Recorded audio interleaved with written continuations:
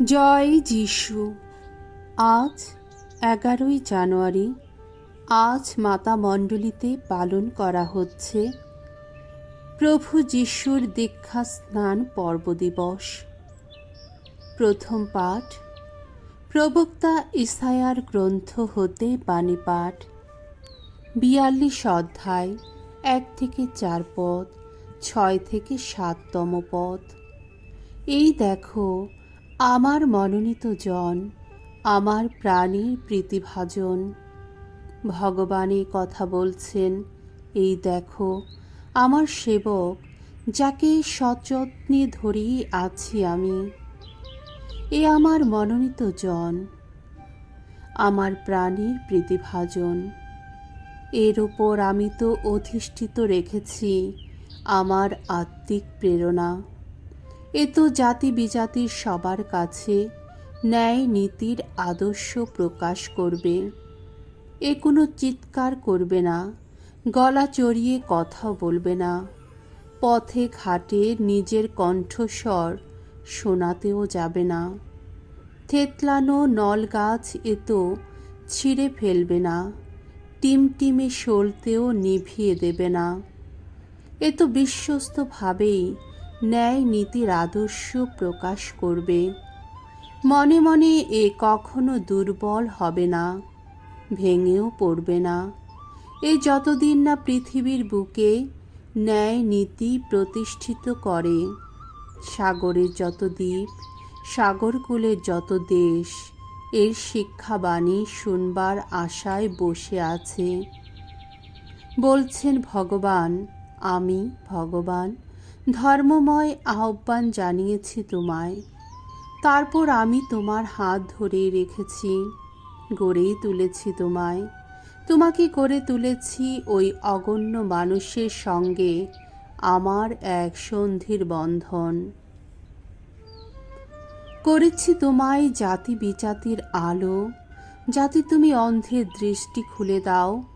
যত বন্দীকে কারাগার থেকে, অন্ধকারে পড়ে থাকা যত মানুষকে ওই রুদ্ধ ঘর থেকে বের করে আনো। প্রভুর বাণী। ঈশ্বরকে ধন্যবাদ। শাম সঙ্গীত 29, 1 থেকে 4 পদ, 9 থেকে 10 পদ।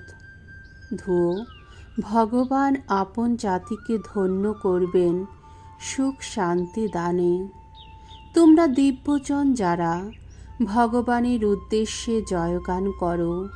ভগবানের মহিমা ও শক্তির জয়গান করো। ভগবানের নাম মহিমার জয়গান করো। আহা, ভগবান যে পবিত্রতায় মহামহিম, তাকে জানাও প্রণতি। ভগবানের কণ্ঠস্বর জলরাশির বুকে ওই তো মন্দ্রিত। মহা জলরাশির ওপর অধিষ্ঠিত রয়েছেন ভগবান। ভগবানের কণ্ঠস্বর কত শক্তিময়, ভগবানের কণ্ঠস্বর কি প্রতাপময়। পরম মহিমময় ঈশ্বরের বজ্রকণ্ঠ ওই তো নিনাদিত। তার মন্দিরে আহা সকলেই বলে ওঠে, কি দারুণ মহিমা। ভগবান একদিন আসীন ছিলেন সেই মহাপ্লাবনের বুকে। ওই দেখো ভগবান চির সমাসীন রাজ সিংহাসনে। দ্বিতীয় পাঠ শিষ্য চরিত 10 অধ্যায়, 34 থেকে 38তম পদ। প্রভু যীশু পবিত্র আত্মার শক্তিতেই মুক্তিদাতা পদে অভিষিক্ত। কর্নেলিয়াস নামে একজন কমীয় শতানিকের বাড়িতে এসে পিতর সেখানে সমবেত বিজাতীয়দের লক্ষ্য করে এই কথা বললেন। এখন আমি বুঝতে পারছি, ঈশ্বর সত্যি কারও প্রতি কোনো পক্ষপাত করেন না, বরং যে মানুষ তাকে সম্ভ্রম করে ধর্মাচরণ করে, তার জাতি যাই হোক না কেন, সেই মানুষ তার অনুগ্রহের পাত্র হয়। ইসরায়েলীয়দের কাছে তিনি তার বাণী প্রেরণ করেছেন, শান্তির মঙ্গল বার্তা ঘোষণা করেছেন যীশু খ্রিস্টের মুখ দিয়ে। এই যীশুই সকলের প্রভু। সমস্ত জুদেয়া দেশে সম্প্রতি কী ঘটেছে আপনারা তা জানেন। যোহন প্রচারিত দীক্ষা স্নানের পর থেকে গালিলিয়াতেই তার আরম্ভ। আপনারা তো জানেন, নাজারেতে সেই যে যীশু, ঈশ্বর তার উপর পবিত্র আত্মা এবং ঐশ্ব শক্তির অধিষ্ঠান ঘটিয়ে তাকে অভিষিক্ত করেছিলেন। ঈশ্বর তার সঙ্গে ছিলেন বলেই তিনি নানা জায়গায় ঘুরে মানুষের মঙ্গল সাধন করে গেছেন, আর শয়তানের কবলে নিপীড়িত হচ্ছিল যারা, সেই সব মানুষকে সুস্থ করে গেছেন। প্রভুর বাণী। ঈশ্বরকে ধন্যবাদ। বাণী বন্দনা। জয় জয় প্রভুর জয়। খুলে গেল স্বর্গলোকের দ্বার, ধ্বনিত হল পিতার কণ্ঠস্বর। এ আমার পুত্র, আমার একান্ত প্রিয়জন, তোমরা সবাই এর কথা মেনে চলো। জয় জয় প্রভুর জয়। মঙ্গল সমাচার। মথি রচিত মঙ্গল সমাচার 3 অধ্যায় 13 থেকে 17তম পদ। দীক্ষা স্নাত হয়েই যীশু দেখতে পেলেন ঐশ্ব আত্মা তার উপর নেমে আসছেন।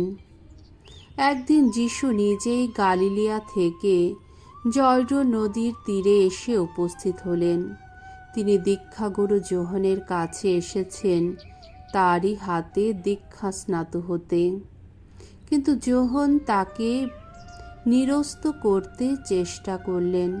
তিনি বললেন, আমারই বরং তোমার হাতে দীক্ষা স্নাত হওয়া দরকার, আর তুমি কি না এসেছ আমারই কাছে? উত্তরে কিন্তু যীশু তাকে বললেন, এখনকার মতো রাজি হও তুমি, কারণ ধার্মিকতার সমস্ত দাবি এইভাবে পূরণ করাই তো আমাদের উচিত। তখন যোহন রাজি হলেন। দীক্ষাস্নাত হয়েই যীশু জল থেকে উঠে এলেন, আর সেই মুহূর্তে তার সামনে স্বর্গলোক উন্মুক্ত হল। তিনি দেখতে পেলেন ঐশ্ব আত্মা এক কপোতের মতো নেমে আসছেন, তার উপর অধিষ্ঠিত হচ্ছেন।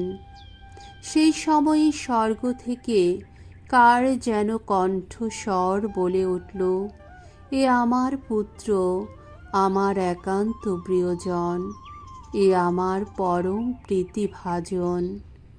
প্রভুর মঙ্গলময় বাণী। খ্রিস্ট প্রভু তোমার প্রশংসা হোক।